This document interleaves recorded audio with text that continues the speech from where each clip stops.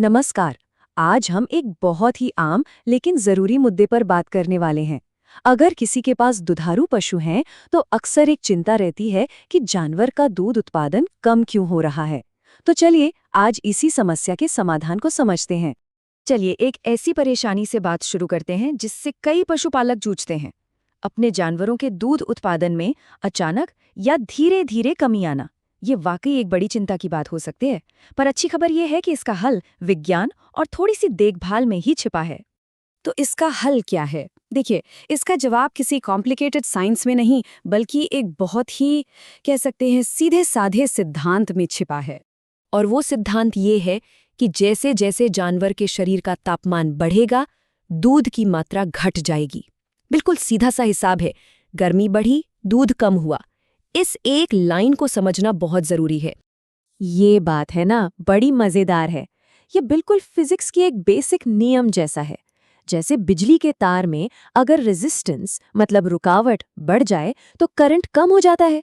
ठीक वैसे ही जानवर का शरीर गर्म हुआ तो दूध का प्रोडक्शन कम हो जाता है।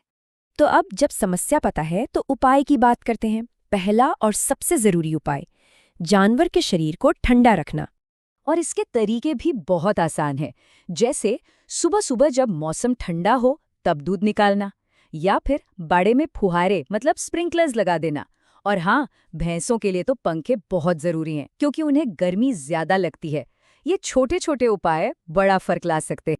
ठीक है, तो शरीर को ठंडा रख लिया। अब आते हैं दूसरे बड़े फैक्टर पर, और वो है इन्फेक्शन से बचाव, मतलब साफ सफाई, खासकर थनों की।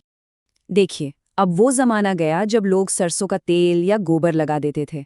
आज के समय में ये तरीके उतने असरदार नहीं हैं। जरूरत है एक मॉडर्न साइंटिफिक अप्रोच की, जैसे कि एक अच्छे एंटीसेप्टिक डिप का इस्तेमाल करना। और ये इतना जरूरी क्यों है? क्योंकि थन ही वो जगह है जहां से इन्फेक्शन शरीर में घुसता है, खासकर जब जानवर गंदी जगह पर बैठता है। और इससे थनैला रोग जैसी बीमारियां हो सकती हैं जो दूध की सप्लाई को मतलब बहुत बुरी तरह से प्रभावित करती हैं। तो करना क्या है? तरीका बहुत आसान है। दूध निकालने के बाद जब थन के छेद खुले होते हैं तब इन्फेक्शन का खतरा सबसे ज्यादा होता है। बस 1 कप साफ पानी लीजिए, उसमें 1 चम्मच एंटीसेप्टिक लिक्विड डालिए, उसे अच्छे से मिलाइए और फिर हर थन को उस कप में डुबो दीजिए। ये एक तरह से एक सेफ्टी शील्ड का काम करता है। लेकिन इन सारे तरीकों के अलावा एक और चीज है जो सबसे जरूरी है, और वो है हमारी सोच में बदलाव। ये सवाल देखिए, उसको मशीन समझते हैं, वो भी जीव है। ये बात दिल पर लगती है। वो जानवर हैं, मशीनें नहीं। उन्हें भी दर्द होता है, उन्हें भी तकलीफ होती है। जब हम उनकी छोटी छोटी ज़रूरतों को नज़रअंदाज करते हैं, जैसे उन्हें कैल्शियम देना भूल जाना या उनके गंदे खुरों को साफ न करना, तो हम सिर्फ उनकी सेहत से ही नहीं बल्कि अपनी आमदनी से भी खिलवाड़ कर रहे होते हैं। तो कुल मिलाकर बात ये है कि अच्छी देखभाल का नतीजा हमेशा अच्छा ही होता है।